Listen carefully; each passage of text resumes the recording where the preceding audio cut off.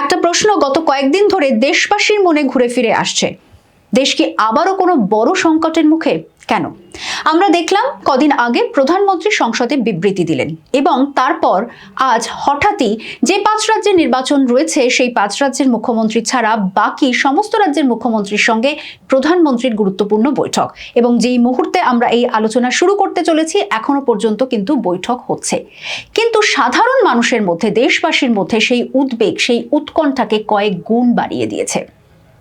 আমরা দেখেছি কেন্দ্রের তরফ থেকে ইতিমধ্যে বিবৃতি দিয়ে বলা হয়েছে যে লকডাউন, একেবারে এনার্জি লকডাউন বলা যায়, যে শব্দটা ভাইরাল হয়ে গেছে সাধারণ মানুষের মধ্যে, তার কোনো সম্ভাবনা নেই, একেবারে ভ্রান্ত। কিন্তু পশ্চিম এশিয়ায় এই যুদ্ধ আবহে যে গ্যাস এবং তেলের যে ক্রাইসিস, সেখানে সাধারণ মানুষের কপালে চিন্তার ভাঁজ যেমন বাড়িয়েছে, তেমনি আজকের এই বৈঠকও কিন্তু বেশ খানিকটা ব্লাড প্রেশার চড়িয়ে দিয়েছে, সেই পারদ চড়ছে সাধারণ মানুষের মধ্যে। আর ঠিক এই জায়গা থেকেই আজকের এই আলোচনা অত্যন্ত সিগনিফিকেন্ট।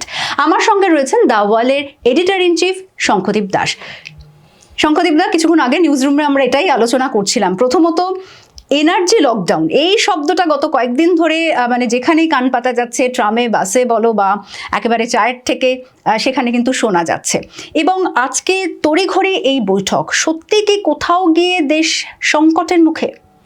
না, এটা দেখো একটা ন্যারেটিভের সমস্যা হয়েছে বলে আমার মনে হয়। সেটা প্রধানমন্ত্রী নরেন্দ্র মোদী সেদিনকে পার্লামেন্টে যখন বক্তৃতা দেন, উনি একটা কথা বলেছিলেন যে কোভিড পরিস্থিতিতে যখন আমরা গোটা দেশ একজোট ছিলাম এই কোভিড পরিস্থিতি মোকাবিলার জন্য, সেরকম ভাবে আমাদের একজোট হতে হবে, সব রাজনৈতিক দলকে এক হতে হবে। রাইট। এবার কোভিডের সঙ্গে সঙ্গে কোভিড বললেই ভ্যাকসিন আর লকডাউন এই দুটো শব্দ পেছন পেছন আসে একদম।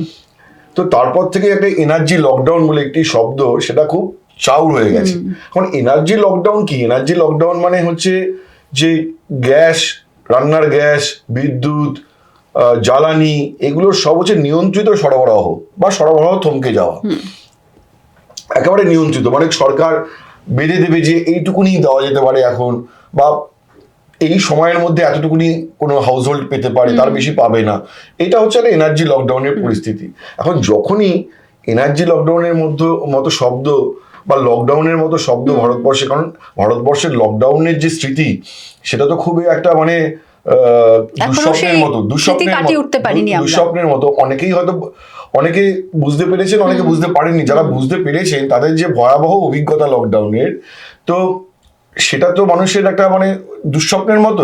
তো এই লকডাউন কথাটা শুনেই একটা আতঙ্কের মতো পরিস্থিতি তৈরি হয়েছে।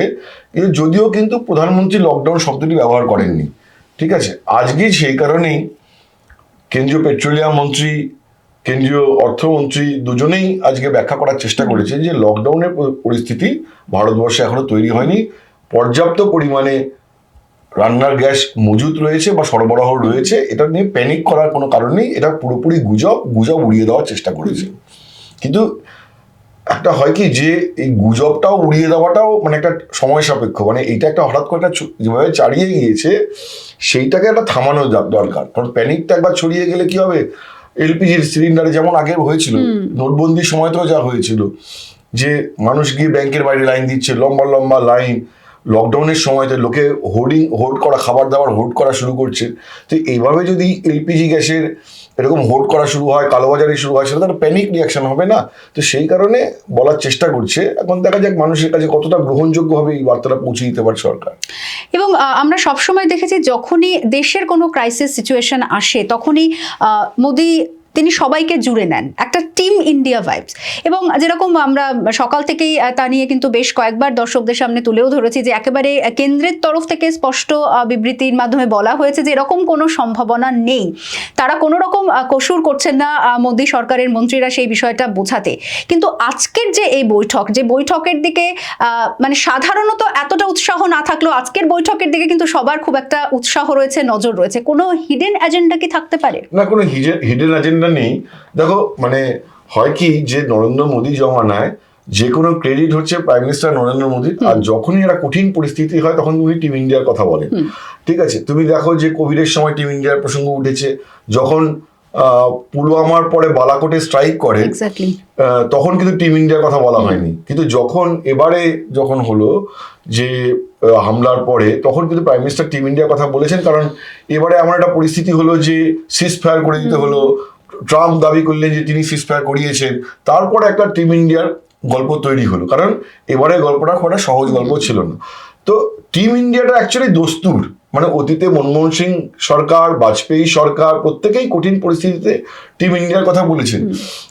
ইন্দিরা গান্ধী যখন বাংলাদেশ ওয়ারের সময় যখন ভারত অংশ নিল, তখনও কিন্তু একটা টিম ইন্ডিয়ার গল্প ছিল, এবং বাজপেয়ী ইন্দিরা গান্ধীর পাশে দাঁড়িয়ে বলেছিলেন যে মা দুর্গা বলে তাকে সম্বোধন করেছিলেন। ফলে টিম ইন্ডিয়াটা ভারতীয় রাজনীতিতে বারবার ফিরে এসেছে, এবং সেটা দস্তুর, সংকটের সময় তো আসবেই। প্রাইম মিনিস্টারের কনসার্ন যেটা হলো দেখো, এবং বিজেপিরও যেটা একটা কনসার্ন রয়েছে, 5টা স্টেটে ইলেকশন, সেই সময় যদি এই এলপিজি গ্যাসের মতো একটা সংকট মাথাচাড়া দিয়ে ওঠে, এবং তার যদি ন্যারেটিভ কেন্দ্র যদি ফিক্স করতে না পারে, তাহলে এটা নেতিবাচক প্রভাব ফেলতে পারে ভোট সম্ভাবনার উপরে। তুমি দেখবে যে আমার মনে আছে 2012 সালে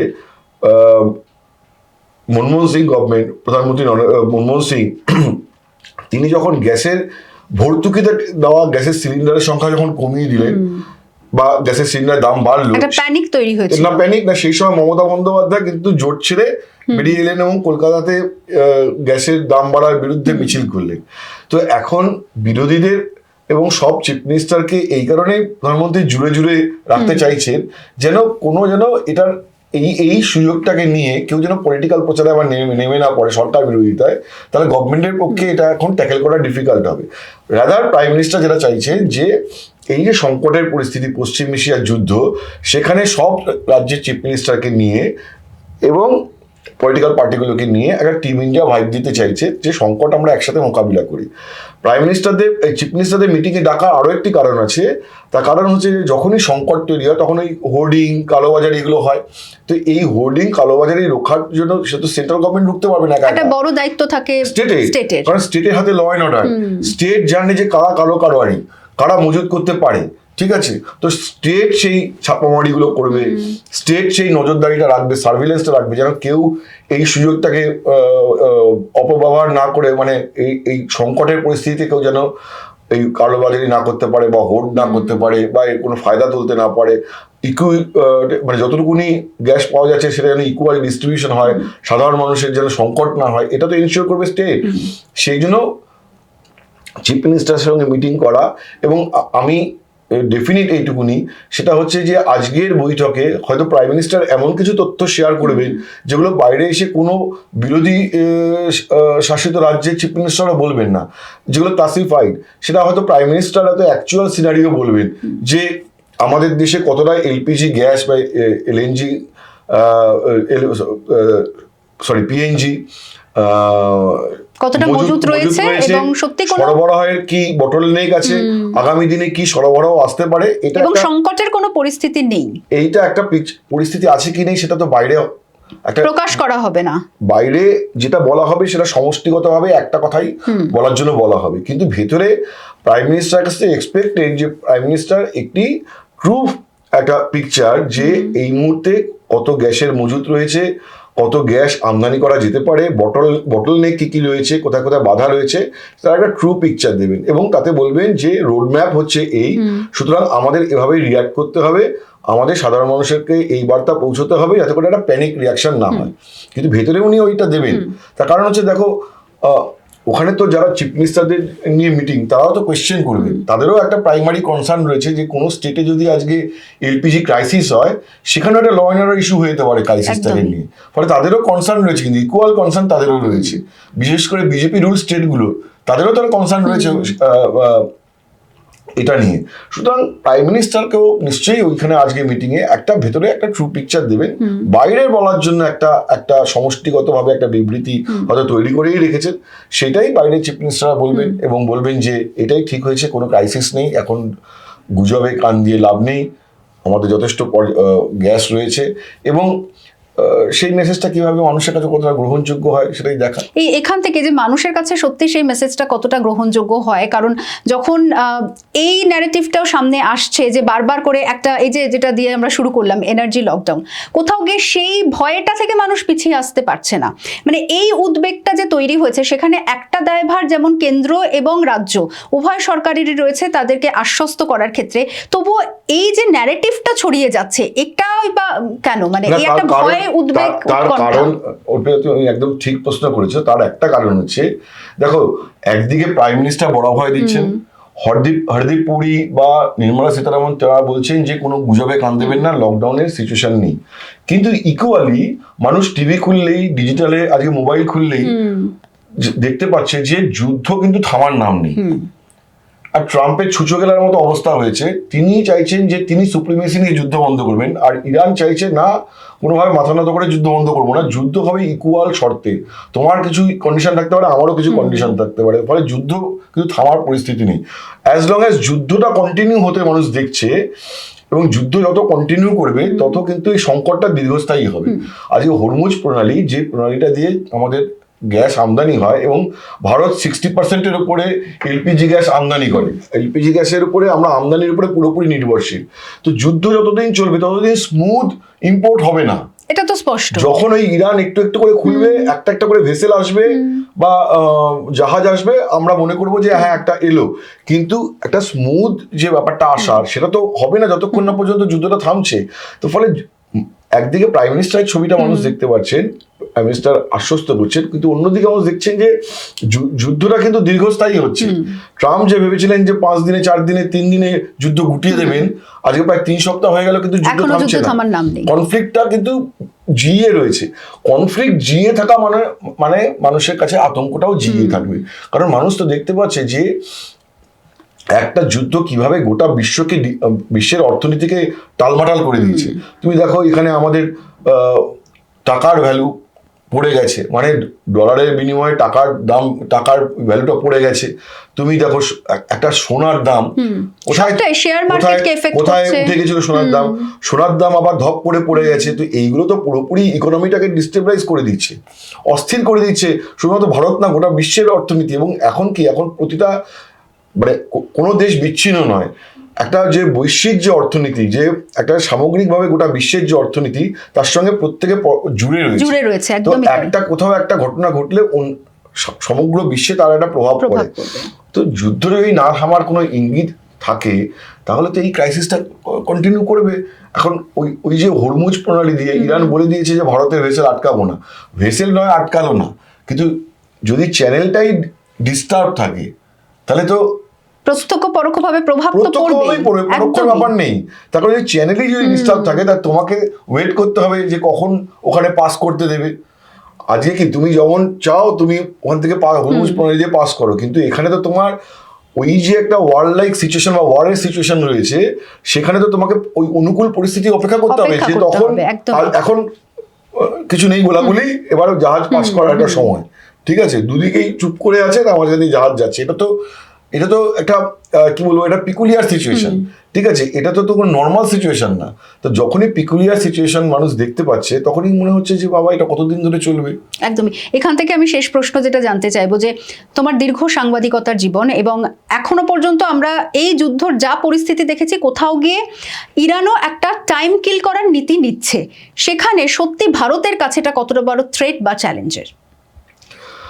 দেখো ইরানের সাথে তো ভারতের সম্পর্ক মানে কালোত্তীর্ণ, ঠিক আছে, মানে পশ্চিম এশিয়ায় আমরা ইরান ভারতের দীর্ঘদিনের বন্ধু, এবং সেই জোট নিরপেক্ষ আন্দোলনের সময় থেকে ইরান ভারতের বন্ধু।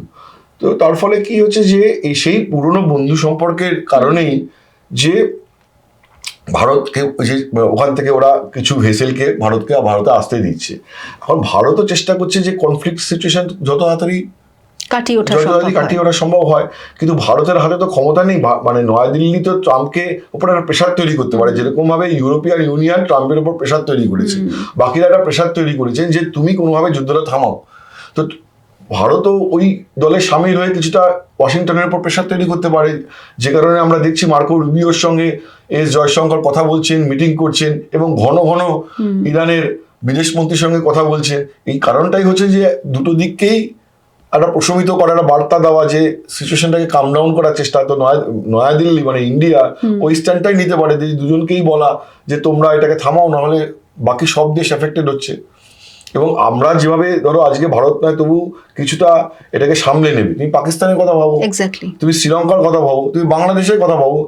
আমরা যা গ্যাস পাচ্ছি এখান থেকে আবার, বা তেল পাচ্ছি, বা ডিজেল পাচ্ছি, অয়েল পাচ্ছি, আমাদের আবার এখান থেকে বাংলাদেশকে দিতে হচ্ছে। বাংলাদেশে আরো কঠিন অবস্থা। তো ভারতের কিছু করার নেই, আমেরিকার উপর চাপ দেওয়া ছাড়া, ইরানকে বোঝানো ছাড়া। তো নয়াদিল্লি তাই করছে। যে বিষয় নিয়ে আমরা আলোচনা শুরু করেছিলাম, সত্যি দেশ কি সংকটের মুখে, কোথাও গিয়ে দায়িত্বশীল সংবাদ মাধ্যম হিসেবে অন্তত এই খবরটুকু আপনাদের সামনে আমরা দিতে চাইবো। এখনো পর্যন্ত এই যে এনার্জি লকডাউন বলে যে খবর বাইরে ছড়িয়েছে, বা যা আপনাদের এই উদ্বেগ উৎকণ্ঠাকে বাড়াচ্ছে, সেরকম কোনো সম্ভাবনা কিন্তু নেই, তা কেন্দ্রের তরফে স্পষ্ট করা হয়েছে।